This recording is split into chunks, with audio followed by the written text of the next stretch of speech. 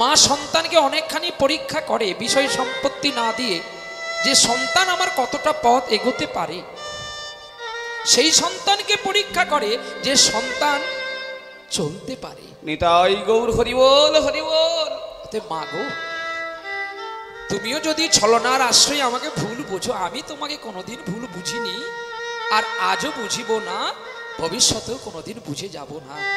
কারণ আমি একটা সত্য জানি, তুমি আমার মা, তুমি আমার দেবী, আমি তোমার দাস। যেন তোমার চাকর হয়ে আমি তোমার সেবা করে যেতে পারি। নিতাই গৌর হরি বল, হরি বল। তাই আজকে ভক্তবৃন্দের কাছে, আজকে কেউ শ্রোতা নয়, আজকে কিন্তু কৃষ্ণ অনুরাগী ভক্ত। তাই ভক্তের কাছে আমাদের প্রেরণা বার্তা এইভাবেই জানাতে হয় যে ভক্ত বাঞ্ছা পূরণকারী শ্রী দয়াল মহাপ্রভু। তৎপরে অনন্ত কোটি বৈষ্ণব, অনন্ত কোটি ব্রাহ্মণের চরে প্রণাম জানিয়ে আজকের দাতা বাবু যে মহৎ উদ্দেশ্যে কাজটা করলো, এটা সাধারণত দেখা খুবই কম যায়। কারণ কলিচ্ছন্নকে মুক্তি করার জন্য, কলিঘোর তিমির এতটা অন্ধকারে এই কলিযুগ ডুবে গিয়েছিল, এই ডোবা থেকে মুক্তি করার জন্য তাই পুণ্য শশধর ভেলা চৈতন্য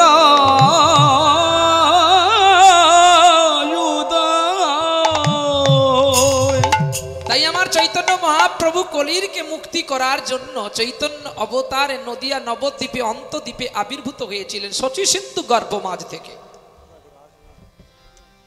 তাই আজকে যে দাতা, আজকের যিনি মহতিময় হরিবাসর করেছেন, তিনার আদর্শ প্রীতিটা এত সুন্দর যে আজকে সকাল থেকে শ্রীমদ্ ভাগবত গীতা পাঠ করালেন এবং গীতা দান করলেন। গীতা দানটা কিন্তু সকলের ভাগ্যে হয় না, আর গীতা দান তাকে নিতে হয় সে যদি মাছ চিংড়ি আহার না করে। গীতা এক পবিত্র ব্রাহ্মণ এবং পবিত্র বৈষ্ণবকে নিতে হয়।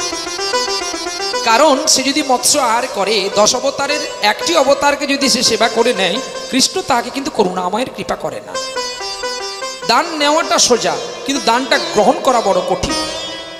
একটা কাঁসার থালা পেলাম, একটা গীতা পেলাম, একটা কাপড় পেলাম, তুমি শান্তি পেলে, কিন্তু তুমি তাকে খাওয়াতে পারবে তো? আজকে গীতা কেন দান করছেন না? উনি তার সন্তানকে সময় মতো খেতে দিতে পারেন না বলে আমাদের মতো সাধুগুরু বৈষ্ণবকে হাতে তুলে দেয়। তাহলে আমি বৈষ্ণব হয়ে যদি ওনার চেয়েও যদি অদম হলাম, তাহলে আমার হাত পেতে নেওয়াটাও বড় অপরাধ। আর এটা জানবেন, অনন্ত গ্রন্থের মধ্যে, অনন্ত কোটি পুস্তকের মধ্যে শ্রেষ্ঠ স্থান অধিকার করেছেন শ্রীমদ্ ভাগবত গীতা মহাপুরাণ। কারণ এই গীতাকে একমাত্র প্রচার করেছিলেন আমাদের ইস্কনের যিনি সারা বিশ্বের মধ্যে যে জায়গায় ঠাঁই কেউ নিতে পারে না, সে জায়গায় ইস্কন পেয়েছেন। কোথাও ইস্কনের মন্দির নেই, মঠ নেই, আপনারা বলতে পারবেন না, সব জায়গায় আছে। কিন্তু প্রভুপাদ গিয়েছিলেন আমেরিকাতে ধর্ম প্রচার করার জন্য, নট গীতা প্রচার করার জন্য। কিন্তু গীতা প্রচার করার জন্য কলকাতার সিমলার ছেলে গিয়েছিলেন, যার নাম বিলে, যাকে ছোটবেলায় নরেন বলে আমরা ডাকতাম। সেই নরেন ঠাকুর মুম্বাই তাজ হোটেলের কাছে এখনো তার স্ট্যাচুটা বানানো আছে অতি যত্নকারী। সেইখানে তিনি জল জাহাজের মধ্যে যাত্রা করেছিলেন, আমেরিকাতে আমি গীতা প্রচার করতে যাব। গীতাতে রিসার্চ করেছে গীতায় কি আছে, তাই তিনি আমেরিকাতে গিয়েছিলেন, চিকাগো শহরে। প্রথমে গিয়ে তিনি তো বক্তব্যের জন্য ঠাঁই পায়নি, কারণ তার পোশাকটা ভালো ছিল না। আরে पहली दर्शनधारी तो बाद में गुण विचारी, एक बात है ना। प्रथमे तो दर्शन चाই, তারপর তো গুণ বিচার হবে।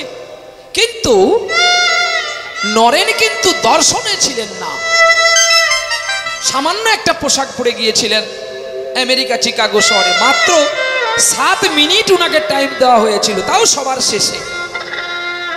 কিন্তু উনি প্রথমেই গিয়েছিলেন ধর্ম বক্তব্যের আসনে। তিনি প্রথমে উঠে বলেছিলেন, my dear brother and sister in America. যে কথাটা এর আগে যতজন ব্যক্তি ধর্মগ্রন্থ প্রচার করলেন, গীতার বাদে বাইবেল, কোরআন ইত্যাদি ইত্যাদি প্রচার করলেন, কিন্তু কেউ এই সম্ভাষণটা করেননি যে my dear brother and sister in America, এই নরেনই করেছিল। তাই স্বতঃস্ফূর্ত করতালিতে আমেরিকার বিশিষ্ট একজন ইঞ্জিনিয়ার, বিশিষ্ট দক্ষ শিক্ষক, তিনি এসে বললে, बेटा ये तो बात कहीं भी नहीं किया, आपको तो टाइम भी खत्म हो गया, मैं आपको 2.5 घंटा टाइम देता है, आप धर्म कथा बोलेंगे, लेकिन हमको जो इतना सम्मान दिया मैं लोग को तो कोई भी नहीं दिया, तो क्यों बोला आप जब माई डियर माने हमार माँ, ब्रादार हमार बाबा, हे हमार बोन, हे हमार अमेरिका भाषी, তোমরা সকলে একবার কৃষ্ণ বলবো। কৃষ্ণ হচ্ছে কর্ষণ ধাতু, যিনি আকর্ষণ করতে পারেন তিনি কর্ষণ কৃষ্ণ। চুম্বক কিন্তু লোহা থেকে সৃষ্টি হয়, কিন্তু চুম্বক আকর্ষণ করেন লোহাকে, লোহা কিন্তু চুম্বককে আকর্ষণ করতে পারেন না, কারণ টেম্পারেচার পাওয়ারটা চুম্বকের মধ্যে আছে। আমার মতো দেখতেও কিন্তু কৃষ্ণকে, কিন্তু কৃষ্ণ যে লীলা করেছে যেটা প্রহ্লাদের পক্ষে বা আপনাদের পক্ষে সম্ভবত হবে না, তাই উনি কৃষ্ণ কর্ষণ। আর আমরা লোহার টুকরো পড়ে থাকলে যেগুলো নয়নে দেখা যায় না, চুম্বকটা গড়িয়ে দিলে কিন্তু চুম্বক আকর্ষণের দ্বারাই সেই লোহার টুকরোটাকে হৃদয়ের মধ্যে স্থাপিত করে নিতে পারে। নিতাই গৌর হরি বল, হরি বল। সেখানেই নাম দিয়েছিল, এ আমার আমেরিকাকে যখন তুমি আনন্দ দিলে, আমার আমেরিকার মাকে, বোনকে, বাবাকে যখন তুমি মুক্তি করালে, হে নারায়ণ, আজ থেকে তোমার নাম হলো বিবেক আনন্দ। তুমি প্রত্যেকটি মানুষের, প্রত্যেকটি জীবের, প্রত্যেকটি কীট পতঙ্গের মধ্যে যে তুমি প্রেরণা দিয়েছো, প্রেম দিয়েছো, এর জন্য তোমার নাম দেওয়া হলো বিবেক আনন্দ। আজ থেকে তুমি নতুন রূপে বাঁচবে, নতুন রূপে তোমাকে জগৎবাসী দেখবে, তুমি হবে স্বামী বিবেকানন্দ। সেখান থেকে গীতার প্রভাব বেড়ে গেল। এই তো কয়েকদিন আগে স্বামী বিবেকানন্দের শ্রীমদ্ ভাগবত গীতা আমাদের আমেরিকার যিনি প্রধানমন্ত্রী ছিলেন, আমাদের সদ্য প্রধানমন্ত্রী নরেন্দ্র মোদীজি তাকে গীতা দান করেছিলেন। উনি ভারতবর্ষে এসেছিলেন বলে, কেন তিনাকে তো সোনার দানার থালা দিতে পারত, অনেক কিছু দিতে পারত, কিন্তু কেন ইংরেজির ভাষাতে গীতা প্রদান করলেন? কেন করলেন জানেন? এই গীতা হচ্ছে জিসিপি মেশিন। জিসিপির কাজ হচ্ছে আবর্জনাকে পরিষ্কার করা। তাই রোলান্টামের মধ্যে যে আবর্জনা লুকিয়ে আছে বা ছিল, এই গীতা স্পর্শে সব চলে গেল। রাধে রাধে। এই জন্য গীতা সর্বত্র উচ্চতে। গীতাকে কেউ লেখেনি, কেউ বানায়নি, এটা ভগবানের মুখ নিঃসৃত বাণী, আপনাতে সৃষ্টি হয়েছিল। তাই আজকে যে সন্তান আমাদের মতো বৈষ্ণবের হাতে, ব্রাহ্মণের হাতে গীতা তুলে দিল, তেনার জীবন যেন আরো সুফল হয়, আরো শুভম হয়। আপনারা গীতা দানটাও করলো মহৎ দিনে, দামোদর মাসে। দামোদর ব্রত চলছে, এই দামোদর মাসে তিনি গীতা প্রদান করলেন। ধর্মমেব জয়তে, সত্যমেব জয়তে। কৃষ্ণ তোমার পরিবারকে, জগতের পরিবারকে যেন ভালো রাখেন, আর তিনিও যেন ভালো থাকেন। নিতাই গৌর হরি বল, নিতাই গৌর হরি বল, নিতাই গৌর হরি বল। পাইনি গো, প্রতিটি ব্যাসাসনে দাঁড়িয়ে যে আমাকে তোমার ভক্তরা তোমাকে দিয়ে যায় আমার কোলে, আমি কি পারি সময় মতো তোমায় দুটো সেবা দিতে? এই পবিত্র ব্যাসাসনে যতটুকু পারি তোমাকেই চিন্তা করি কৃষ্ণ। মরিচিকার ডাল মায়ার সই ভাবে, বাকিটা সময় যে আমি তোমাকে ভুলে থাকি ও গোবিন্দ। আমার মতো পতিতকে তুমি ক্ষমা করো, কারণ আমরা অনেক বড় বড় কথা বলে যাই, কিন্তু চলনের কর্মেতে খুবই দুঃখিত, কারণ আমাদের সময় যে করতে দেয় না গো। তাই আজ শ্রীমদ্ ভাগবত মহাপুরাণ অষ্টাদশ অধ্যায়, যে শ্রীমদ্ ভাগবত মুক্তির সন্ধান করেছিলেন, আপনারা ভাগবত খুললেই দেখতে পাবেন প্রথমেই আসেন পরীক্ষিত মহারাজের কথা। যে পরীক্ষিত মহারাজকে কৃষ্ণ স্বয়ং নিজেই করুণা করেছিল। কবে না পরীক্ষিত মহারাজকে যখন ধৃতরাষ্ট্রের এক অঙ্গ যা হলেন ভগবানের মতো সরল সাত্বিক মন ধৃতরাষ্ট্রের কাছে দাঁড়িয়েছিলেন পাণ্ডুপুত্র যুধিষ্ঠির মহারাজ। ধৃতরাষ্ট্রের কর্মফলের জন্য আজকে তিনি এই প্রাকৃতিক দুর্যোগের কবলে তাকে পড়তে হয়েছিল, দানা কিংবা ফণি কিংবা আয়লা ঝড়ের মতো। শতপুত্র থাকতেও কেন তিনি আজকে গোবিন্দ সেবা পেল না, কারণ তার এই দুর্যোগ ঝড়। এটা জানবেন প্রত্যেকে, পুত্রের নাম দুটো হয়, পুত্র পুত্র শব্দে দুটি, একটি পুত্র হলো পুত্র, আবার একটি পুত্র হলো মূত্র। একটা পদ দিয়েই দুজন চলাফেরা করে, এক বিবেক বৈচিত্র্য পুত্র আর একবার বিবেকহীন মূত্র। আরে বাবা, তাহলে পুত্র কাহাকে বলা হয় না? বাবা মার দোষ গুণ যে ধরে না, যে পিতামাতার সেবা করে যায় সেই হয় পুত্র। আর যে বাবা মার কথা শোনে না, কাউকে সম্পত্তি দিয়ে দিল, সে বাবা মাকে ভুলে গেল, সে পুত্র নয়, ডাস্টবিনের মূত্র। যে মূত্র যবে গঙ্গায় পড়বে তবে সে পবিত্রতা পাবে। পিতামাতার ভুল ধরার অধিকার নেই, রামায়ণ খুলে দেখে নিবেন। বলেছিল মৃত্যুর পূর্বে সেই ছেলেটা যার নাম অন্ধমুনির পুত্র সিন্ধুদেব, মৃত্যুর সময় বলে গেল কত জন্মে কত পাপ করেছিলাম আমি পিতা, তাই বার্ধক্যকালে আমি তোমার সেবা করতে পারলাম না, পারলে তুমি আমায় ক্ষমা করে দিও। পৃথিবীতে আমরা কেউ থাকবো না গো, অতএব মিছিমিছি সেন বিষয় সম্পত্তির জন্য মারামারি কাটাকাটি না করে আসল পবিত্র চরণে সেবা করো, যেই পবিত্র চরণ হলো পিতা আর মাতা। বাবা মায়ের মতো বন্ধু এই কলিকালে কে হবে আমার জানা নাই, তবে আমি পুরাণগততে যা দেখেছি তিনি হলেন বাবা মা। কৃষ্ণকে গৌরকে ডাকলে তিনি কবে আসবেন ঠিকানা নাই। 1 থেকে আজকে 42 চলে গেল, চুল পেকেও গেল, এখনো তার কৃপা আমি দেখতে পাই না। কিন্তু যেটুকু করুণা পেয়েছি সেটা আমার বাবা মার করুণা। নিতাই গৌর হরি বল হরি বল। এই বাবা মাকে ভালোবাসো, তোমাকে বৃন্দাবনও যেতে হবে না, আর নবদ্বীপও যেতে হবে না, দ্বারকা দেশেও যেতে হবে না, বদ্রীনাথও যেতে হবে না। তুমি যতই যাও মন্দির মসজিদ, যতই করো গঙ্গা স্নান, মা বাবাকে না বাসলে ভালো তোমার হবে না খুশি ভগবান। তাই আপনারাও প্রত্যেকে, আমি যে ভুল করেছি সে ভুল আপনারা করবেন না। আপনারা পবিত্র চরণে আশ্রিত হয়ে বাবা মার সেবা করুন, দেখবেন আপনারাও ভালো থাকবেন। নিতাই গৌর হরি বল। কলি ঘোর তিমিরে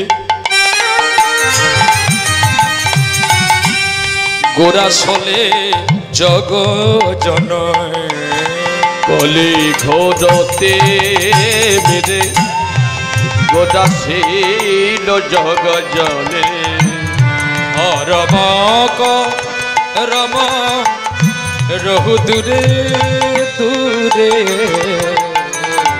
হরবা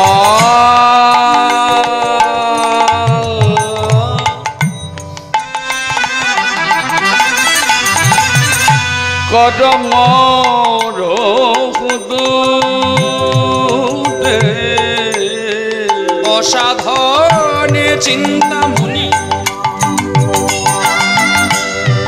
বিধি মিলা,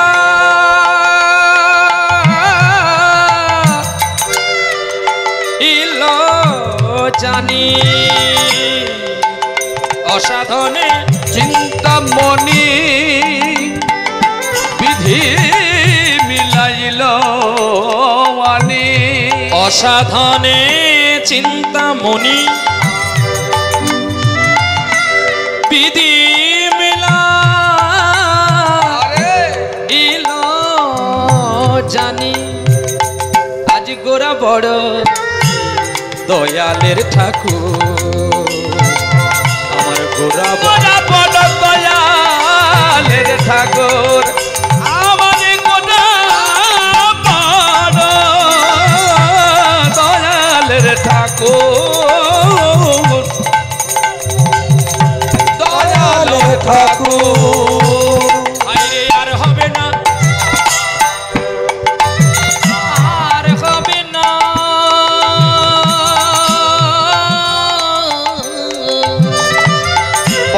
বলো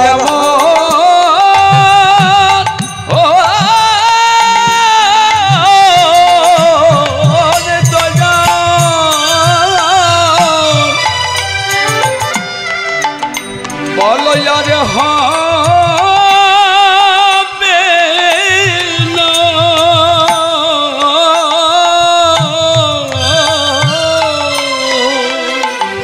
আমার গৌর ঘড়ির মতো,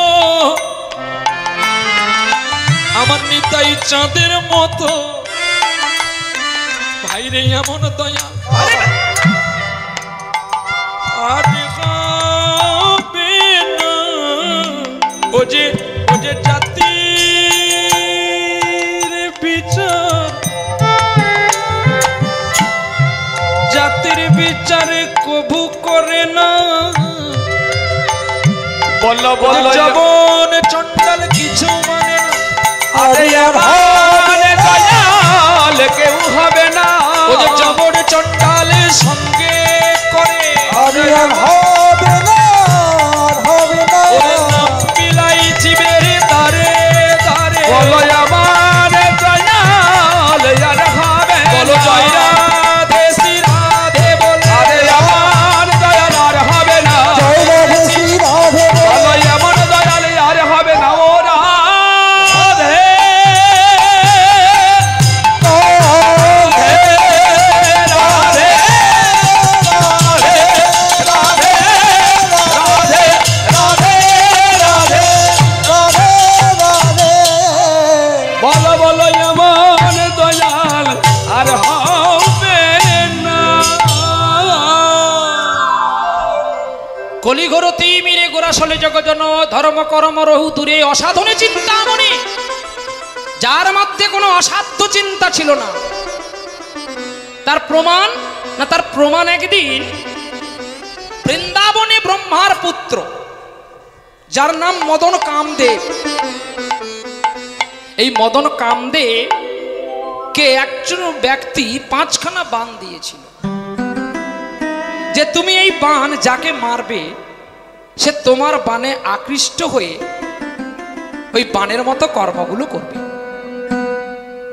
তো মদন কামদেব পরীক্ষা করার জন্য পিতার বলে বলিয়ান ব্রহ্মার পুত্র মদন কামদেব তিনি 5খানা বাণের 1খানা বাণ তার অক্ষয় তুম থেকে নিয়ে তিনি প্রথমে বাণ ব্যবহার করেছিলেন তার বাবা ব্রহ্মদেব। রাধে রাধে। আর সেই বাণের বিনিময়ে কামে জর্জরিত হয়ে গেলেন ব্রহ্মাদেব। সেই ব্রহ্মা তার জ্ঞান শূন্য হয়ে গিয়ে নিজের মেয়েকে হরণ করতে গেলেন। রাধে রাধে। আর ব্রহ্মা মেয়ে তাকে অভিশাপ দিয়েছিলেন, বাবা তুমি আমাকে সৃষ্টি করে আমাকে ভক্ষণ করার চেষ্টা করছো। মদন কামদেবকে অভিসম্পাত করলেন তার পিতা ব্রহ্মাদেবকে, কে তার নিজের মেয়ে, যে বাবা তুমি যখন সৃষ্টিকর্তা হয়ে আমাকে সৃষ্টি করে আমাকে ভক্ষণ করতে চললে আমি তোমায় অভিশাপ করলাম। তুমি সৃষ্টিকর্তা হয়ে যখন সৃষ্টির লোককে চিনতে পারলে না, তুমি যাদেরকে সৃষ্টি করেছো তারা তোমাকে কেউ পূজা করবে না। আজ পর্যন্ত দেখেছেন কখনো ব্রহ্মা পুজো হয়েছে? কোথাও নেই। কেউ যদি গায়ের জোরে করে সেটা আলাদা প্রশ্ন, কিন্তু পুরাণগত হিসেবে কোথাও নেই যে ব্রহ্মা পুজো হয়। আর ব্রহ্মাকে আশীর্বাদ করলেন, বাবা তুমি যে আমাকে হরণ করলে জগতে তো আমি কলঙ্কিত হয়ে গেলাম, আমাকে তো কেউ আর ভালোবাসবে না। ব্রহ্মাদেব আশীর্বাদ করলেন তার নিজের মেয়েকে, বাবা রে আমি তোকে আশীর্বাদ করলাম সারা বিশ্বের মানুষ তোকে পুজো করবে, কি হিন্দু কি খ্রিস্টান কি বৌদ্ধ কি জৈন কি রেগ সকলে মিলে তোমাকে সন্ধ্যাকালে আরাধনা করবে। তাই ওই ত্রিসন্ধ্যার কালে মানে দিনের শেষ পর রাত্রির প্রথম পর যেটাকে বলা হয় সেটা হলো সন্ধ্যা। আর ওই সন্ধ্যায় প্রদীপ জ্বালাতে হয়, বাস্তু দেবতা খুশি হয়। এটা লক্ষ্মীর কাজ, কোনো ছেলে মেয়েকে দিয়ে করতে নেই। হ্যাঁ যেদিন অপারগ হবেন সেদিন করবেন, তা নাহলে নিজে হাতে করতে হয়। আবার এই অক্ষয় তুনে কিন্তু বানখানা ফিরে এসেছিল। তো মদন কামদেব করল কি, যে আমি এত রূপবান, আমি একবার বৃন্দাবনে যাব। মদন কামদেব নিজে বৃন্দাবনে প্রবেশিত করে ভগবান কৃষ্ণকে 5খানা বান নিক্ষেপ করেছিলেন। কিন্তু বান যতজন গেছে কেউ আর ফিরে আসে না। মদন কামদেব চিন্তা করলো, আমি এত রূপময়, আমার চেয়ে আরো কোন রূপময় আছে? তাহলে একে যদি না নিধন করি তাহলে আমাকে রূপবান বলে কেউ বলবে না। রাধে রাধে।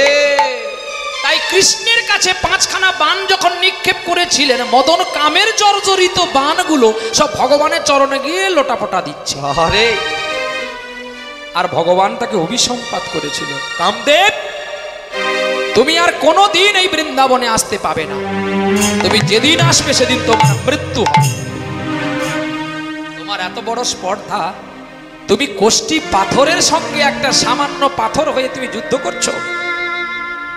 সারা বিশ্ব আমার কাছে, এ সৃষ্টি তোমাকে আমি করেছি তোমার পিতার হাত দিয়ে, আর তুমি সেই বান আমাকে নিক্ষেপ করলে। মদন কামদেব গিয়ে ছুটে গোবিন্দের চরণে প্রণাম করে বলেছিল, আমি কি কোনোদিন তোমার কৃপার সেবা পাবো না? মদন কামদেবের বিনয় দেখে গোবিন্দ কৃপা করে বলেছিল, হবে, তুমি যেদিন শিখণ্ড পাটে জন্ম নেবে,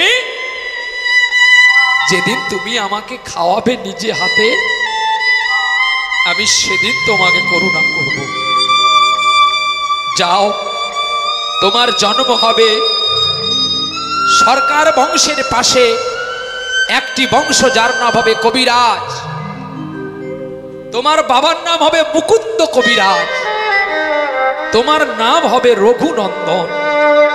তুমি যেদিন আমাকে নাড়ু খাওয়াবে, আমি সেদিনই তোমার ভক্তিতে নাড়ু খাবো, সেদিনই রঘুনন্দন মদন কামদেব মুক্তি পাবে। তাই আজকে এই আমরা যে 5টি বানে প্রত্যেকটি জীব জর্জরিত হয়ে আছি, এই বান যদি নিক্ষেপ করতে হয় গৌরচাঁদের কাছে করতে হবে। যদি আমাদের মন সরল না হয়, এখানে হরিনাম শুনলাম, বাড়ি গিয়ে আবার মাছ চিংড়ি সেবা করলাম, বিশেষ করে দামোদর মাসটা একটু আমাদের পালন করা কর্তব্য। কেন না, দামোদর মাসটা হচ্ছে একটা আমাদের খুব দুঃখের মাস। তাহলে ভগবানকে ডাকবো, আমাদের দুঃখ কেন থাকবে? আছে তো। আজকে কিন্তু আমরা কেউ এই সবং থানার অন্তর্গত কৃষ্ণ পলাশির মানুষ নয়। আজকে আমরা সকলে কিন্তু উত্তরপ্রদেশ জেলার মথুরা জেলার অন্তর্গত, আমরা বৃন্দাবনবাসী। তাহলে আমাদের কেন, ভগবান যদি আমাদের বৃন্দাবনে আবির্ভূত হয়, আমরা কেন আমরা এই ব্রত পালন করব, বা আমরা কেন দুঃখে থাকব? দুঃখ তো সেখানে, কারণ আমরা যে আমার ভগবানকে চিনতে পারিনি। পারেনি কারা? পারেনি তারা। আরে তারা মানে কারা? তারাই চিনতে পারেনি, আর তারাই চিনতে পারেনি। বৃন্দাবনে চিনতে পারেনি রাধারানী, তারাই পারেনি। আর বৃন্দাবনে চিনতে পারেনি মা যশোদা। গোবিন্দ তার নিজের রূপ দেখিয়েছিলেন, গোপাল তার নিজের মাকে।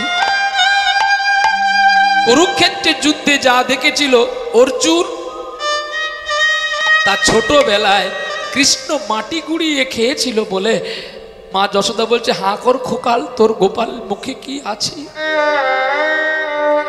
গোপাল যখন হাঁ করে দিয়েছিল, সারা বিশ্ব ব্রহ্মাণ্ড মা যশোমতী দেখে নিয়েছিল।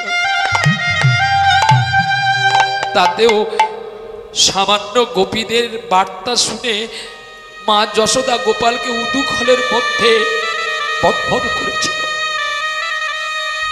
তাই অভিমানে যমল অর্জুনকে মুক্তি করে কৃষ্ণ বৃন্দাবন ছেড়ে মথুরায় কংসকে নিধন করে, কংসের আত্মার পূর্ণ করে তিনি চললেন কুরুক্ষেত্রের মাঠে।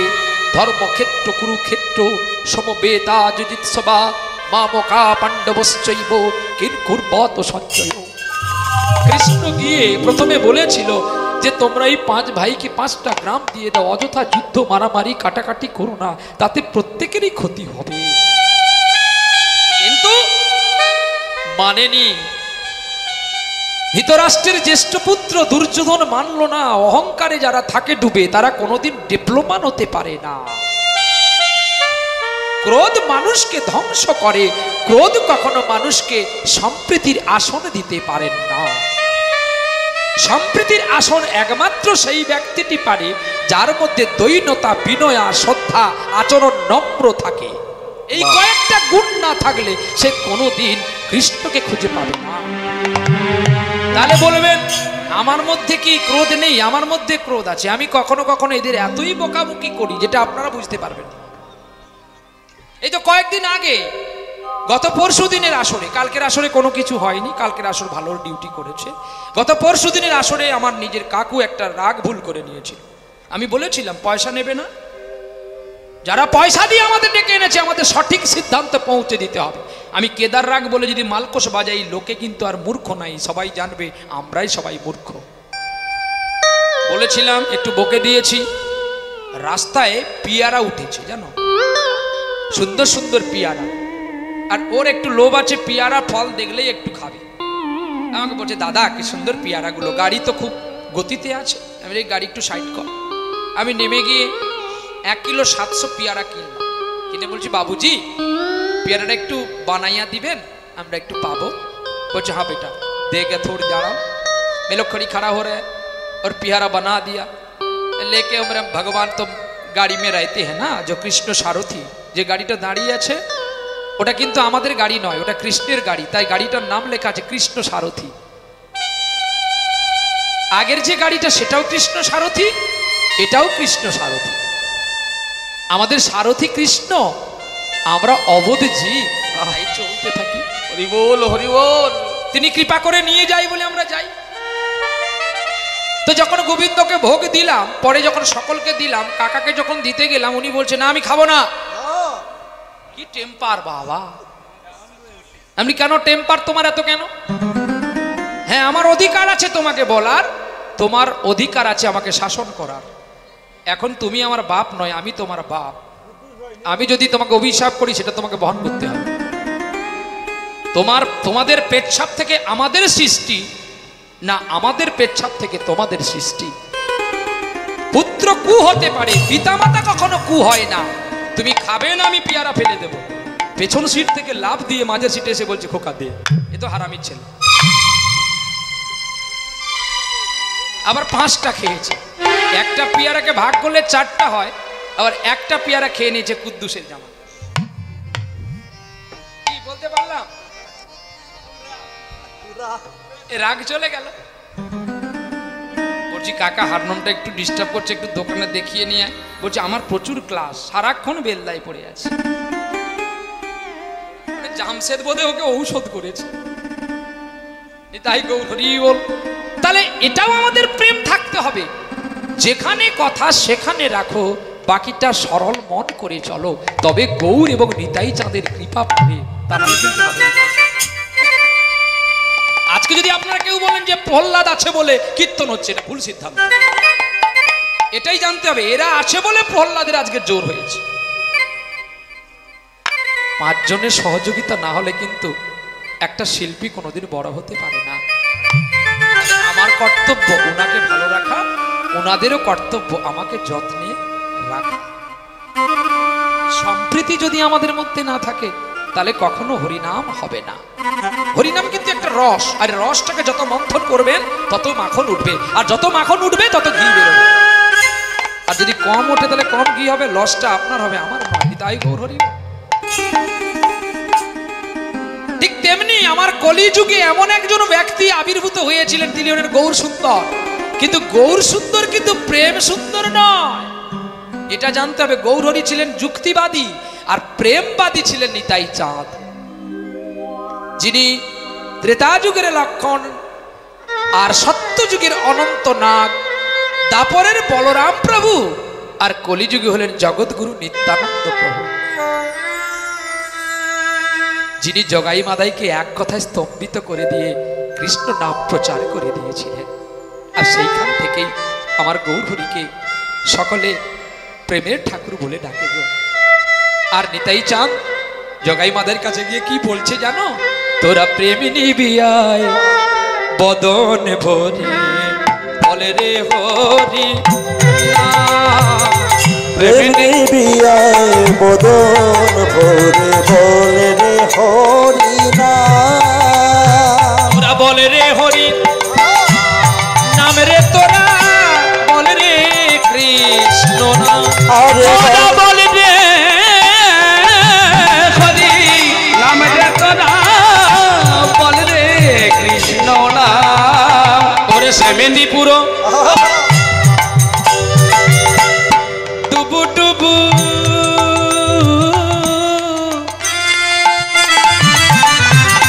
ওই নদিয়া ভেসে যায়।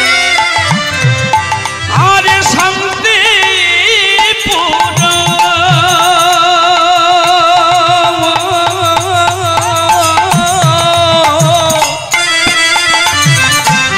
ডুবু ডুবু নদী ভেসে যায়। ওরে ঢেউ আসিয়া কুল ভাঙ্গিয়া আমার লাগছে গোরার গায়ে। কেন আর কারোর গায়ে লাগলো না রে? আরে কারার গায়ে লাগলো না রে। কেন গৌরচাঁদের গায়ে লাগলো ঢেউ? কেন নিতাইর গায়ে লাগলো না? আজের কাদো গায়ে লাগলো না রে। নিতাইর গায়ে কেন লাগলো না রে? আরে কারোর গায়ে লাগলো না রে। বলো জয় রাধে শ্রী রাধে বলে না। আরে কাদো গায়ে লাগলো না রে। রাধে শ্রী রাধে বলে আরে কাদো গায়ে লাগলো, কাদো গায়ে লাগলো না ওরে রে। ঢেউ আসিয়া কুল ভাঙ্গিয়া লাগিল গোরার গায়ে। তোরা প্রেমী নিবিয়া বদন ভরে বলে হরি নাম। তোরা প্রেমী নিবিয়ার বদন ভরে বল রে হরি নাম। আর নিতাই চাঁদের কৃপায় আজকে গৌর হলো পবিত্রময়। আর সেখানে নিত্যানন্দ কি বলেছিল জানো? বেদ ও বিদ্যা, যার মধ্যে বেদ বিদ্যা আছে, বেদ ও বিদ্যা সরদর্শন, সে যদি গৌরাঙ্গ নাহি ভজে, সে যদি গৌরাঙ্গ নাহি ভজে। বেদ বিদ্যা সরদর্শন, সে যদি গো রঙ্গ নাহি ভাজে, সে যদি গো রঙ্গ নাহি ভাজে। কত সুন্দর পদাবলী দেখুন, কলি ঘোর তিমির এই পদাবলীটাই চলছে এখন। বলে যার মধ্যে বেদ আছে, মানে যে বেদ পড়েছে, যার মধ্যে বিদ্যায় আছে, যার মধ্যেই আমার চেতনায় আছে। চেতনা চেতনা চেতনা চেতনা কে জাগিয়েছিলেন? আমাদের মধ্যে চেতনাটা কে জাগিয়েছিল? সে ব্যক্তিটিকে জানা আছে কি? কি গো কৃষ্ণ ভক্তগণ, আমাদের মধ্যে প্রত্যেকের মধ্যে চেতনা কে দিয়েছিল প্রথমে? জানা নাই? কি গো চেতনা গুরুদেব কবে আসবে? হ্যাঁ ওই বললে হবে না, কায়দা আছে। এমনি কি আর মাল নেই? মালের কাজ জানি বলে মাল দেয়। এ তো সোজা, দেখতে পাতলা, কামড় দিয়ে দেখো মুখটা ঘা হয়ে যাবে, কিন্তু একদম কাশ্মীরি। যত বয়স যাবে কাশ্মীরি আরো প্রস্ফুটিত হবে। বেদবিদ্যা এই চেতনাটা জাগিয়েছিলেন মা। মা যদি মনে করে কোনো ছেলেকে ডাকাত বানাবে, সে বানিয়ে দেবে। আর মা যদি পারে কোনো ছেলেকে সাধু বানাবে, একমাত্র মাই পারে। কারণ আপনাদের পুরাণ দেখতে হবে অষ্টবক্র মুনির কথা। যা বলবো কিন্তু ভেতর থেকে বলবো, কোনো বাইরের কথা বলবো না, কারণ বাইরের টাকা নেব না, বাইরের কথা বলবো না। আমি কোনোদিন জাল কথা বলবো না, তো জাল টাকা নেব না। আমি টাকাটা নেওয়ার সময় দেখে নেবো আরবিআই লেখা আছে কিনা। সেটাও আপনাদের বুঝিয়ে দিয়ে যাব যে এটাও কিন্তু পৃথিবীর মধ্যে ট্যাক্সাল হচ্ছে মা। মাই টাকার নম্বর পাল্টাতে পারে, যেটা আর কেউ পারে না। বাবা বলতে পারবে যে এটা আমার সন্তান, আলবাদ পারবে না, একমাত্র ঠিকানা জানে মা। তাই রাধারানী গোবিন্দকে কি বলেছিলেন জানো? ঠিকানা কি পেলে না গো, কথা দিয়ে এলে না, এলে না, এলে না, কথা দিয়ে এলে না, তুমি কোথায়, কথা দিয়ে এলে না। এই কি সকালে হলো প্রভাতের রবি, আকাশেতে হায় ওই তো দেখা গেল, এই কি সকাল। রাতের রাতের পাখি বেলাতে ডুবে যায়, ডুবে যায়, ডুবে যায়, ঠিকানা কি পেলে না, পেলে না, কথা দিয়ে এলে না, এলে না, কথা দিয়ে এলে না। পদনি জানি দা পাম গম পদনি দা নি নি। এই কি ভোরের রাতি এলে না কি গো কালো সোনা, ডুবিলে প্রেমের বাতি, নীল বসন পরে আয় আমার ধীরে ধীরে কালো সোনা, পথে পথে দেখো যায়, এই কি ভোরের রাতি, রাতি রে রাতি, রাতি রাতি রাতি, মনের আনন্দে ভেসে যায়, ঠিকানা কি পেলে না গো, ঠিকানা কি পেলে না, পেলে না, পেলে না, কথা দিয়ে এলে না, এলে না, কথা দিয়ে এলে না, এলে এলে না, এলে না, কথা দিয়ে এলে না, এলে না, কথা দিয়ে এলে না। কথা দিয়ে কেন তুমি এলে না? তোমার জানা উচিত ছিল কথা দেওয়ার আগে তোমাকে আসতে হবে। তা তুমি কথা দিয়ে যখন এলে না, বুঝি তুমি ঠিকানা খুঁজে পাওনি? তাহলে চেতনার মালিক হচ্ছেন মা। মা জানে কার ঔরসে আমার সন্তান। তাই চেতনার চৈতন্যময়ী দে মা আমায় পাগল করে। কে বলেছিল? আপনাদের বাড়ির কাছে একটা ছেলে যে প্রতিদিন তার স্ত্রীকে প্রণাম করত, তিনি গিয়ে মাকে প্রণাম করে কি বলতো জানো? আমার চেতনার চৈতন্য করে দে মা চৈতন্যময়ী, তোরে ভাবে সাগরে ডুবে আমি, তোর ভাবে সাগরে ডুবে আমি হব মা তোর পদাশ্রয়ী, আমার চেতনার চৈতন্য করে দে মা চৈতন্যময়ী। অজ্ঞান স্বভাবে হতে এবার তোর ভাবে তুই নেমা ডেকে, অজ্ঞান মোর স্বভাবে বটে তোর ভাবে মা ডেকে, আমার জ্ঞানে চক্ষু মিলে দেখি, জ্ঞানে চক্ষু মিলে দেখি, ওরে কেমন মা তুই দয়াময়ী, আমার চেতনার চৈতন্য করে দে মা চৈতন্য, আমার চেতনা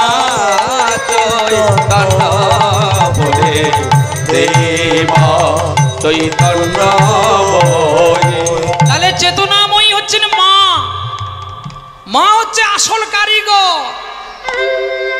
এটা আমার কথা নয়, মহাপুরাণ ভাগবতে লেখা আছে। কে করেছিল? চেতনা দিয়েছিল প্রহ্লাদকে তার মা। আর চেতনা দিয়েছিল বলে প্রহ্লাদ হিরণ্যকশিপুর মতো পিতাকে পরম পিতার কোলে তুলে দিয়েছিলেন। যারা বলে ভগবান একজন হিরণ্যকশিপুকে হত্যা করেছে, সিদ্ধান্ত তারা কোনোদিন দেখেনি। হরিভক্তি বিলাস তাদের বাড়িতে আছে কিনা সন্দেহ, আর ভাগবত মহাপুরাণ আছে কিনা জানা নাই। 18 পুরাণের রস একত্র করলে যেই সার বস্তুটা বসে সেটাই হলো শ্রীমদ্ ভাগবত মহাপুরাণ। হরিবোল হরিবোল। আপনাদের সবং থানাতে একজন আমার মানে মামা বাড়ির কাছে আত্মীয়, তিনি আমাকে 18 পুরাণ দান করেছিলেন, ওনার ভাই। আমি 18 পুরাণ দর্শন করলাম, কিন্তু 18 পুরাণে যা আছে তার চেয়ে বেশি আছে শ্রীমদ্ ভাগবত মহাপুরাণে। নিতাই গৌর হরিবোল হরিবোল। মৃত্যুর সময় যদি আপনি বিষ্ণু পুরাণ পাঠ করেন তবু কিন্তু গোলকে যেতে পারবেন না। গরুর পুরাণ পাঠ করলেও যাবেন না। রামায়ণ 18 পুরাণ যা আছে সবগুলো পড়ে যাবেন, কিন্তু তবু পাবে না। শেষে কোনটা পড়তে হয় জানেন? ভাগবত মহাপুরাণ। তার প্রমাণ, লোমর্ষ মুনি আর নারদ একদিন বৈকুণ্ঠে গিয়েছিলেন ভগবানের কাছে। আর ভগবানের কাছে গিয়ে বলছে, প্রভু আমার গায়ে অনেক লোম হয়ে গেছে, লোমের যন্ত্রণা আমি থাকতে পারছি না, গরম পড়লে তুমি আমার লোমগুলো নষ্ট করো। ভগবান বিষ্ণু লোমর্ষকে বলছে, নারদ তুমি চলে যাও লোমর্ষ মুনিকে নিয়ে, কোনো চণ্ডালের বাড়িতে যদি তুমি অন্ন খাও তাহলে তোমার ওই লোমগুলো নষ্ট হয়ে যাবে। তো নারদ ঢেকির বাহনে করে নিয়ে লোমর্ষ মুনি চললেন মুচিরাম দাসের বাড়ি, যাকে আপনার রুহি দাস বলে ডাকেন। এক মুচির ছেলে, তিনি জুতো সেলাই করছে। তো লোমর্ষ বলছে, এখানে ঢেকির না বাহনটা নামাও, আমরা যাব দর্শন করব আর এখানে আমরা অন্ন পাবো। তো মুচি নাম একটা জুতো সেলাই করে কতটুকু আর পয়সা পায়, তা বাদেও তিনি ভিক্ষা করে কৃষ্ণ নাম করে। তো তিনি যখন লোমর্ষ বাড়িতে, লোমর্ষ গিয়ে যখন বলছে, বাবা আমি তোমার বাড়িতে দুটো সেবা করব, তখনই লোমর্ষ কথা শুনে মুচিরাম বলছে, বাবা আমার কত সৌভাগ্য, আপনার মুনিবর আমার বাড়িতে সেবা করবে, একটু দাঁড়া আমি আসছি। ছুটে গিয়ে তার স্ত্রীকে বলছে, দেখো দেখো আজকে আমার বাড়িতে দুজন বৈষ্ণব এসেছে, একটু সেবা করবে, তুমি কি সেবার আয়োজন করতে পারবে? তার স্ত্রীর একটাই উত্তর হলো, তোমার মতো স্বামী পেয়েছি আমার কোটি কল্পের যুগ ধন্য। আমাদের ঘরে স্ত্রী হলে কি করবে? তুমি পারো রান্না করো, আমি পারবো না। প্রথমে দাঁতটা এমন খিচিয়ে দিবে না, মনে হয় যেন শালা পুতনা বধ করে দেবে। তখনই তিনি বললেন, তোমার মতো পতি পেয়েছি আমার কোটিকুল যজ্ঞ ধন্য। স্বামী আমি কি একা দেব, তুমি আমার সঙ্গে সহযোগিতা করবে না? আচ্ছা আপনাদের মনে তখন কতটা প্রেম আসবে না রাগ আসবে না দুঃখ আসবে? প্রেম আসবে। বলছে, দেখো বাড়িতে চাল নেই, তুমি তাহলে একটু ভিক্ষান্ন করে আনো। বাহ! বলার সঙ্গে সঙ্গে রুহিদাস বা মুচির ছেলে তিনি নিয়ে গেলেন মুনিকে আর নারদকে, দুজনে নিয়ে পাদর্ঘ্য করে 5 বাড়ি ভিক্ষান্ন করে তাকে সেবা দিয়েছে। তার ভাগ্যে যা ছিল। তা গোবিন্দের ভোগ লাগে যেই সেবা দিয়েছে, লোমর্ষ খাওয়ার সঙ্গে সঙ্গে 1 হাত চুল 10 হাত হয়ে গেছে। খেলা হয়ে গেছে। রেগে মেগে লোমর্ষ আগুন, নারদ এ কি হলো? বলছে, আমি বলতে পারবো না, তাহলে আবার চলো। এই বলে যখন লোমর্ষ আবার ঢেকির বাহনে গোলকে পৌঁছে গেলেন গোবিন্দের কাছে, ক্ষীরোদসাগর সমুদ্রের মধ্যে তিনি অনন্ত শয্যায় শায়িত গোবিন্দ, আর সেখানে যখন পুনর্বার্তা জানালেন তখনই লোমর্ষকে বলছে, প্রভু তুমি আমাকে এমন বললে আমি চণ্ডালে বাড়িতে অন্ন খেলে আমার নাকি অন্ন লোম খসে যাবে, কিন্তু যা অন্ন খেয়েছি তা 10 হাত বেড়ে গেছে, তুমি আমাকে ঠকিয়েছো, মিথ্যা। বলছে, লোমর্ষ তুমি ক্রোধে আমাকে বলতে পারো, কিন্তু আমি তোমাকে বলছি শোনো, মুচি হইয়া সূচি হয় যদি কৃষ্ণ ভজে, আর সূচি হইয়া অসুচি হয় যদি কৃষ্ণ তজে। অতএব তুমি যার বাড়িতে খেয়েছিলে সে কিছুদিন আগে কিন্তু চণ্ডাল ছিল, সে মুচি ছিল, কিন্তু তুমি যে অন্নটা খেয়েছো ওটা তো প্রসাদ। বৃক্ষের গোড়ায় যদি একটু সার ঔষধ দেওয়া হয়, বৃক্ষ কিন্তু ডেভেলপমান হয়, বড় হয়, বৃক্ষ কোনোদিন ছোট হয় না। অতএব তুমি যে প্রসাদ সার বস্তুটা পেয়েছো, তোমার আত্মাও তৃপ্তি হয়েছে আর চুলটাও বেড়ে গেছে। তুমি তো আর অপ্রসাদে খাওনি। আমি তোমাকে বলি চণ্ডালের বাড়িতে খেতে। যে চণ্ডাল কৃষ্ণ নাম করে সে তো চণ্ডাল থাকে না, সে তো বৈষ্ণব হয়ে যায়। আর বৈষ্ণবের গুণ হচ্ছে মানুষকে ডেভেলপমান করা, বড় করা। মানুষের কাজ কিন্তু ছোট করা না, বৈষ্ণবের কাজ ছোট করা না। নরোত্তম ঠাকুরের বৈষ্ণব পদ্মবাবলিতে আছে, বৈষ্ণব ঠাকুর মোর করুণার সিন্ধু, ইহকাল পরকাল দুই কালের বন্ধু।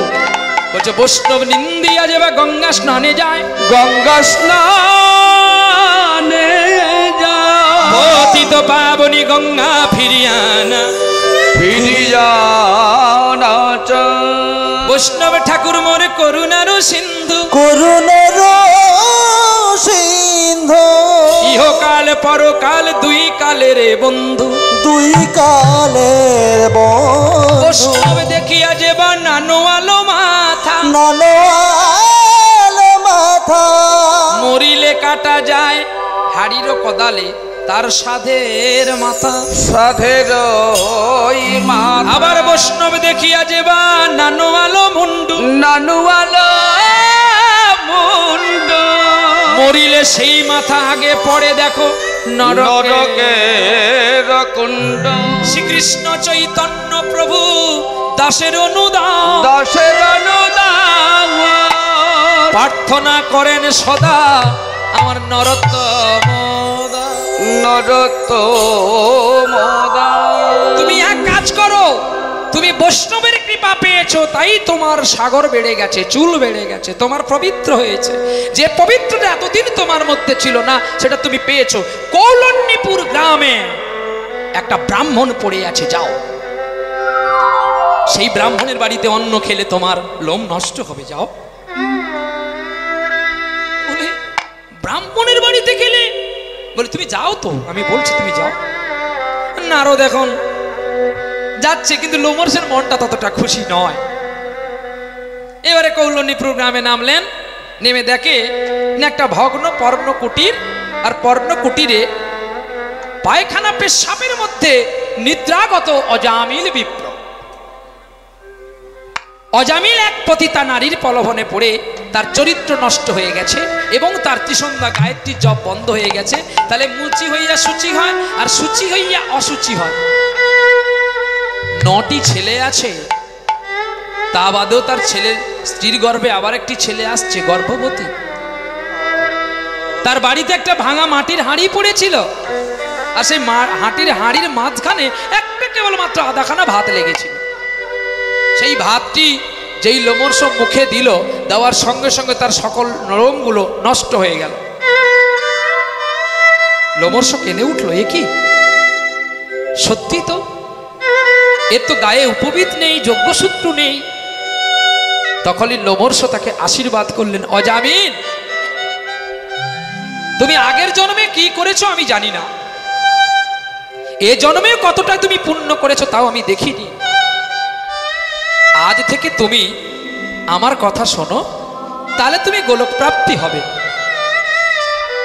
বলছে এখন যাকে তুমি স্ত্রী বলে ডাকছো ও তো গর্ভবতী। অজামিল শুধু শুনছে, কথা বলার মতো তার শত্রু শক্তিটুকু নেই।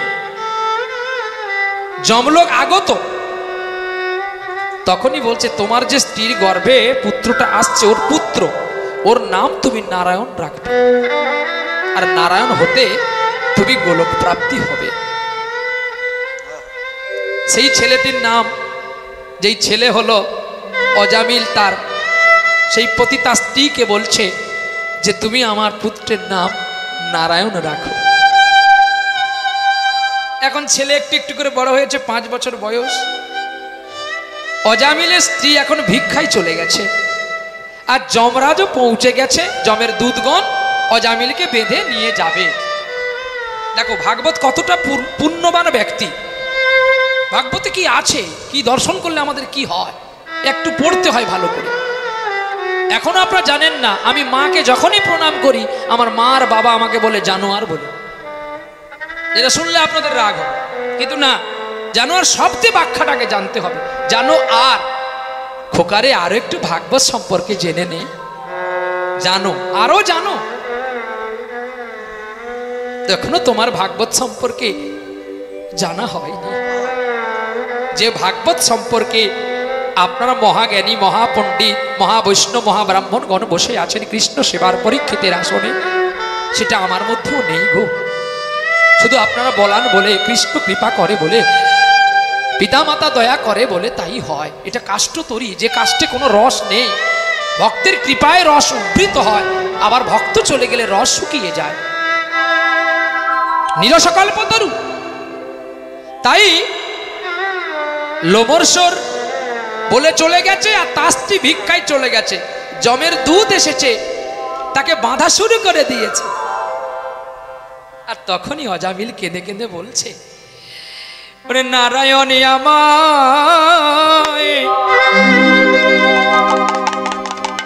আমায় জলে দে না রে,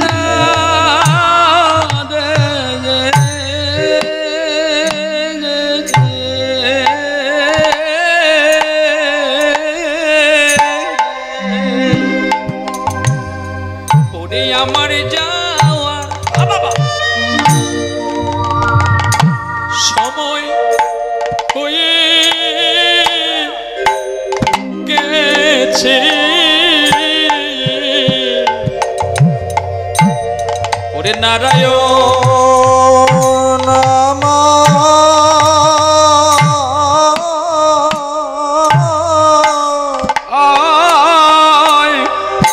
নারায়ণ আমায় জলে দে না রে,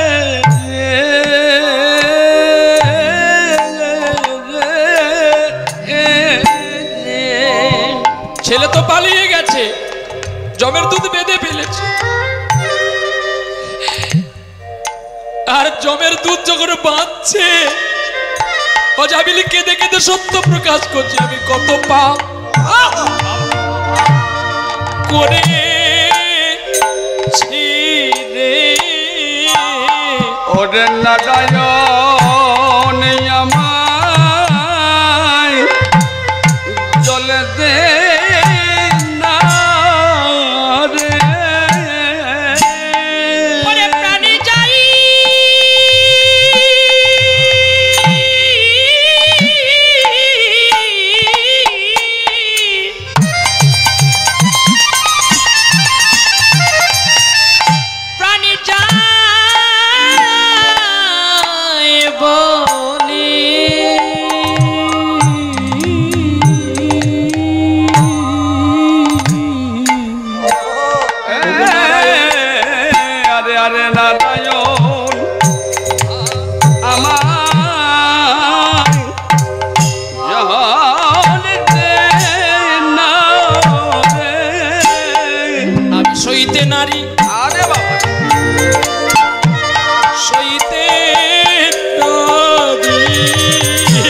নারায়ণ আমার জলে দে না রে, বন্ধন জ্বালা বড় বিষম জ্বালা। আরে নারায়ণ আমার জলে দে না রে, চিত্ত বৃত্তি সদর কারি হরি নারায়ণ আমায় জলে দে না রে। জীবনে কতই অপরাধী করেছি আমি। নারায়ণ আমায় জলে দে না রে, নয়ন জলে বুক ভাসালো, নারায়ণ আমায় জলে দে না রে, চিত্ত শুদ্ধ করে নিল। নারায়ণ আমায় জলে দে না রে, আমার আমিত্ব দূরে করিল। নারায়ণ আমায় জলে দে না রে, সইতে নারী সইতে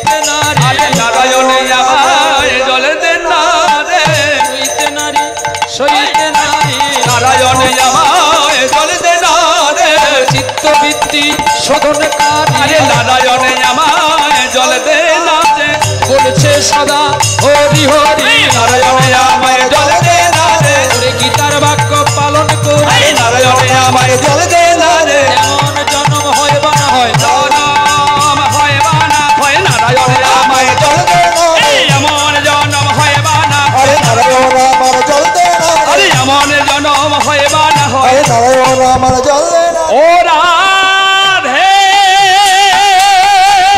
রাধে রাধে রাধে রাধে রাধে রাধে রাধে রাধে রাধে ওরে নারায়ণ আমায় জল দে যে না আস্তে। রে ওরে আয় রে আমার কোলে জল দে না রে কৃষ্ণ বলে আয় রে বলে জল দে না রে আমার মুখে ওরে আয় রে আমার কোলে জল দে না রে আমার মুখে আয় রে বলে জল দে না রে আমার মুখে মরণকালে তোরে দেখা পাই ও নারায়ণ আরে যাবার বেলা হরির দেখা পাই রে ও নারায়ণ তবে জীবন ধন্য হবে আমার মানব জনম ধন্য হবে ওরে পাপের দেহ মুক্তি পাবে মানব জনম ধন্য হবে ওরে চিরন্তরে লুকিয়ে যাবে আরে মানব জনম ধন্য হবে বলো হা কৃষ্ণ বলে আরে মানব জনম ধন্য হবে জয় কৃষ্ণ প্রাণ কৃষ্ণ বলে মানব জনম ধন্য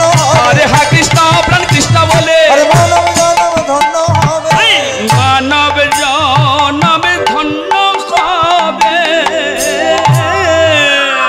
আর সইতে পারলেন না অন্তকালে মা বেঁচে শরণ মুক্ত কলে বারাম গীতায় লেখা আছে তো যে অন্তিম কালে যে আমার কথা স্মরণ করে আমি তার সকল বিচার পরে করি আগে তাকে রক্ষা করি কি সুন্দর কথা দেখো যে যদি আমাকে মৃত্যুকালে আগে স্মরণ করে নেয় জমের ভয় দেখে আমি বিচারটা পরে করি আরে বেঁচে থাকলে তো বিচার হবে মরে গেলে আর কি বিচার হবে তাহলে আগে তাকে রক্ষা করি তারপরে বিচারটা করব ছুটে গেলেন বিষ্ণুর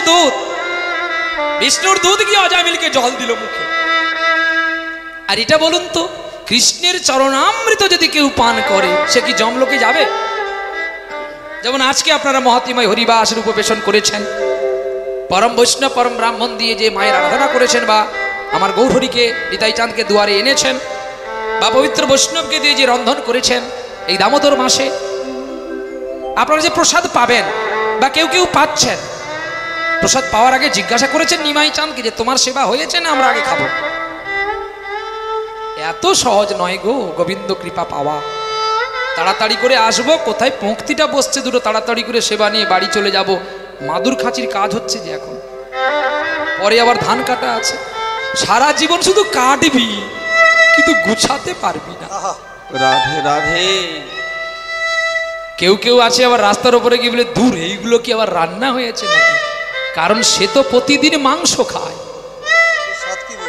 আমি কিন্তু সত্যি কথা বলি অনেকের প্রাণে বাঁচবে কারণ টাকা নেব ডাঁটে আসি কোমর এঁটে কথা বলবো ডাঁটে বলে তাই ছুটে আসি রাগ করবেন কাছে করবেন লাইক করবেন খারাপ ভাষা বলবেন ইউটিউবে কোনো দুঃখ নেই কিন্তু পরে পরক্ষণে বুঝতে পারবেন যখন জমের বাড়ি গায়ে পড়বে তখন অধম প্রহ্লাদের কথা মনে পড়বে দাঁত কোনোদিন শুদ্ধ করতে গেলে সাধু সঙ্গ করতে হয় দন্ত যদি না শুদ্ধ থাকে লোভ যদি না কন্ট্রোল থাকে আপনি কোনোদিন কৃষ্ণ পাওয়া তো দূরের কথা কৃষ্ণের আসনটাই পাবেন না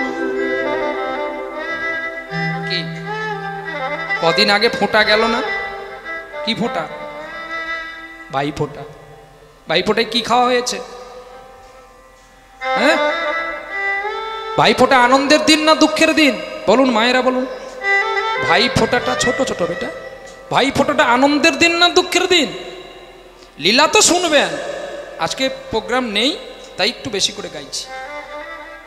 বললে আমি লীলায় ঢুকে যাব, লীলা তো চটপট করে টানবো আমি, কিন্তু এগুলো তো শুনতে হবে। যদি বলেন যে না এগুলো শুনবো না, আমি লীলায় ঢুকে যাব। কষ্ট হচ্ছে কি বলতে? শুনতে কষ্ট হচ্ছে? তাহলে বলুন মায়েরা বলুন, মায়েরা তো ফোঁটা দিয়েছিলেন ভাইকে, ভাই ফোঁটা আনন্দের দিন না দুঃখের দিন? আনন্দের দিন। কি তাহলে আপনার আনন্দ দিনে একটা প্রাণীকে আপনি মারলেন কি করে?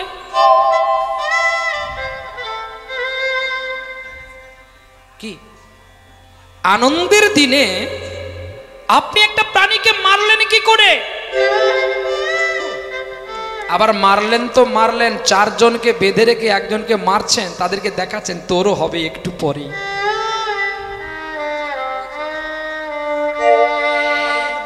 মানুষ ভগবানকে দেখতে তাদের নয়ন আসে না, অত যেখানে প্রাণী মারা হচ্ছে লাইন দিয়ে দাঁড়িয়েছে রোদ্রুতে।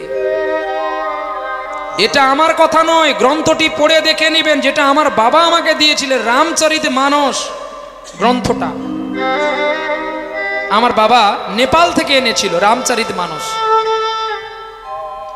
আমার দাদাকে অনেক কিছু দিয়েছে, কিন্তু আমাকে দিয়েছে বাবা পুরাণ, যেটা আমার দাদা পায়নি। আজ আমি গর্বিত, আজ আমি গর্বিত, সারা দেশ ঘুরে বেড়াই তামাম। কারণ আমার দে মায়ের আশিস, সারা দে মার মমতা। আমার ক্ষতি করবে কে বা? কতটুকু কার ক্ষমতা? হ্যাঁ, আমাকে ক্ষতি যদি কেউ করে, তার ক্ষতি আমার মা করবে। দাঁড়িয়েছে সাক্ষাৎ প্রাবান্যে প্রসাদে, হরে গৌরী। কালী পুজো করছেন, ছাগল বলি দিচ্ছেন, খুব ডাঁটের পুজো করছেন। এতজনের মৃত্যু হয়, তোদের মৃত্যু হয় না? ভাই ফোঁটার দিনে 12 জন মারা গেল বাগনানে, একই পরিবারে দুটো গাড়ি, কেউ নেই। কেন? ভাই ফোঁটা নিতে গিয়ে ছাগল মেরে খালে তোদের গোবিন্দ মারবেনি, কে মারবে? ভাই ফোঁটা নিতে গেলি একটা প্রাণীকে মেরে খেলি, তাহলে তোদের মৃত্যু হবে না তো কার হবে? ভাই ফোঁটা নিবি আগে, গোবিন্দকে ফোঁটা দিয়েছিস তো, আর গোবিন্দকে মিষ্টান্ন ফল দিয়েছিস তো, তাহলে তো তোরা ভালো থাকবি। নিজের আনন্দ দেখতে গিয়ে কারোর প্রাণ নষ্ট করো না, গোবিন্দ তাতে খুশি হবে না। তাহলে অন্তকালে মা আমি শরণ মুক্ত কলিবরম, অন্তিম কালে যদি কেউ আমার কথা চিন্তা করে, আমি তাকে আগে রক্ষা করি, তারপর বিচার করি। এই বলে বিষ্ণুর দূত এসে জল দিল, আর জল দিয়ে সব বন্ধন খুলে দিয়ে নিয়ে চলে যাচ্ছে। যমদূত সব ভয়ে গিয়ে যমরাজকে ডেকে আনছে। ধর্মপুত্র যম এসে দাঁড়িয়ে, দাঁড়াও, কে তুমি? আমি বিষ্ণুর দূত। ওটা আমার, তুমি ওই পথ ছেড়ে দিয়ে ওখানে যাও, এটা তোমার এলাকা নয়। বলছে এলাকাটা পরে হবে, আগে আমি ওখানে যাই, তুমি ওখানে চলো। যমরাজ গেলেন বিষ্ণু লোকে, গিয়ে বলছে প্রভু এ তো সারা জীবন পাপ করেছে, একে তোমার কাছে আনলে কেন? তখন ধর্মরাজকে বলছে তুমি কি গীতা পড়েছো কোনোদিন? বলছে না। গীতায় পড়বে যাও, গীতায় লেখা আছে অন্তকালে মামে চ, অর্থাৎ অন্তিম কালে যে আমার কথা স্মরণ করে, আমি তাকে আগে রক্ষা করি, তারপর তার বিচার করি। তার হাঁড়িতে চাল আছে কি নাই, তার ব্যাংকে টাকা আছে কি নেই, সেটা পরে বিচার করব, আগে ওকে রক্ষা করি। যমরাজ অবাক হয়ে গেলেন, প্রভু সত্যি তোমার ভাগবত, ভাগবতকে যারা আস্বাদন করে তাদের দেহ কোনোদিন যমলোক প্রাপ্তি হয় না, তাদের দেহ বিষ্ণুলোক প্রাপ্তি হয়। অজামিল বিপ্রবর।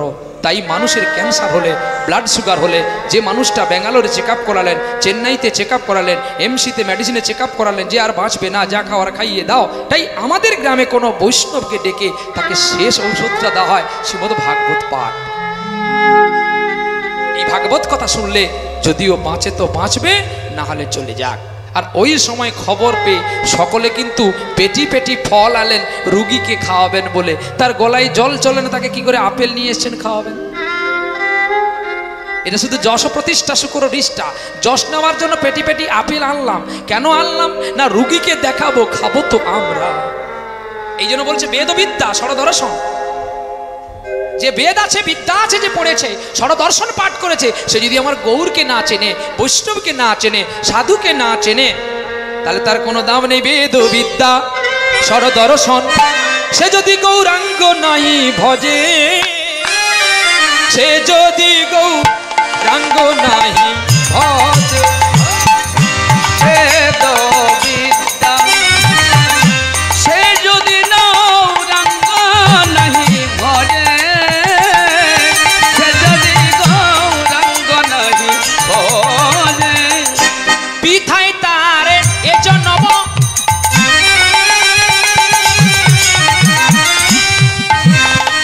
আরে লজ্জন বিহীন জন পৃথকা মা বাদানি জানি দানি পা নি দা পা মা পা গা রে রে গা সা, বিথাই তারে অধ্যায়।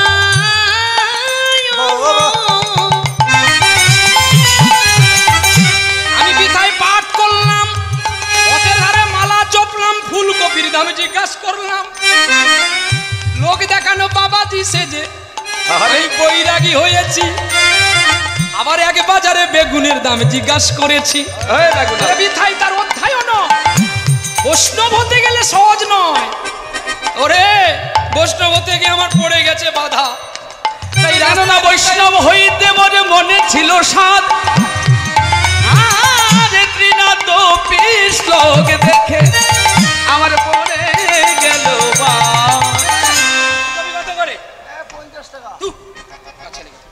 আমাদের নবদ্বীপে 20 টাকা করে ফুলকপি ফুটিছে। ফুটিছে, ফুটিছে, সে বলে ফুলকপি তোর ফুটিছে। 30 টাকা করে নে না, নেব না, তোর কপি পচবে। এই বেগুন কত করে রে? সব দ্বীপে 10 টাকা করে, সব পোকা বেগুন। সব পোকা বেগুন। তোর বেগুনও ফুটে গেছে, তোর গুণ নেব নাই। না। কেন? এইবারে চিন্তা করুন তোমার কৃষ্ণ ভজনটা কোথায় আছে। একদম জবর খবর, টাটকা খবর। তাই ডাঁটে মানুষ নেই, কথাগুলো বাস্তব আর শাস্ত্র মিলিয়ে দেখে নেন। গুরুদেব কি তোমাকে বলেছিল তুই ফুলকপির দাম জিজ্ঞাসা করবি, নামের মালা ঝোপবি? মন ফুলকপিতে না বেগুনে, না তোর ঝোলার ভিতরে। ভজন যদি করবি গোপনে কর, আপন ভজন কথা না বলিও যথা তথা। আপনারে আপনি সাবধান। বউর সঙ্গে প্রেমের কথা বলবি কি বাজারে গিয়ে জুতোর মালা খাবি? বউর সঙ্গে প্রেম করলে মশার ভিতরে বলবি। তাহলে ভগবানের সঙ্গে যদি প্রেম করতে হয়, স্ত্রীর যে আপন বস্তুটি তার সঙ্গে প্রেম করতে গেলে গোপনে করতে হয়। কে করেছিল? 7 বছরের ছেলে যার নাম ধ্রুব মহারাজ। ভাগবতে লেখা আছে, দেখে নিবেন। ধ্রুব মায়ের কথা শুনে বনে গিয়ে পদ্মপলাশ রচনের সাধনা করেছিল। কেন সে কি পারত না? তাই এখানেই কলম দিয়েছিলেন ভাগবত পড়ে মুসলমান ছেলে, নিরজনে নিরজনে। ঈশ্বরকে পাওয়া যায় বাজারে নয়। খেলিছ এ বিশ্বলয়ে বিরাট শিশু, আন মনে খেলিছ এ বিশ্বলয়ে বিরাট শিশু, মনে খেলিছ। প্রলয় সৃষ্টি তব পুতুল খেলা, নিরজনে প্রভু নিরজনে খেলিছ এই বিশ্বলয়ে বিরাট শিশু, আন মনে খেলিছ। শুন ছোটা প্রেম দিয়ে বাবা। কারো কারো বিশ্বসে খেলো না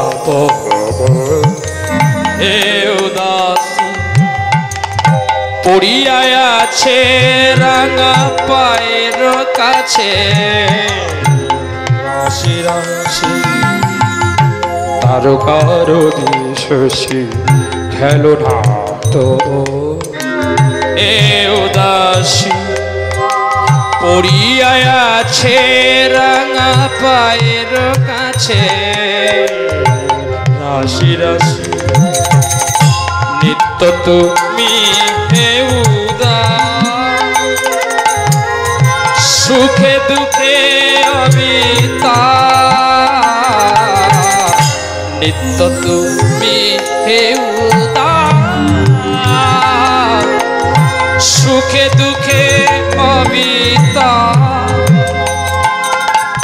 হাসিছ খেলিছ প্রভু আপন মনে নিরজনে প্রভু নিরজনে খেলিছ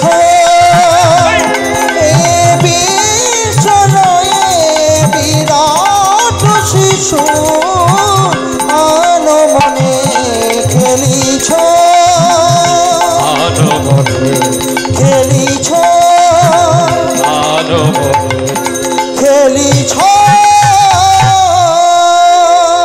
ঈশ্বরকে যদি ভজন করবেন গোপনে করবেন, আপনি কিভাবে প্রেম করছেন তার সঙ্গে কাউকে বলবেন না, এটা গোপনে রাখতে হয়। এই হলো গৌরচন্দ্রিকা। এই পদটি কে লিখেছিলেন? নয়ন দাস ঠাকুর। হ্যাঁ, লোচন বিহীন জন। হ্যাঁ, নিয়ে আসো নিয়ে আসো নিয়ে আসো।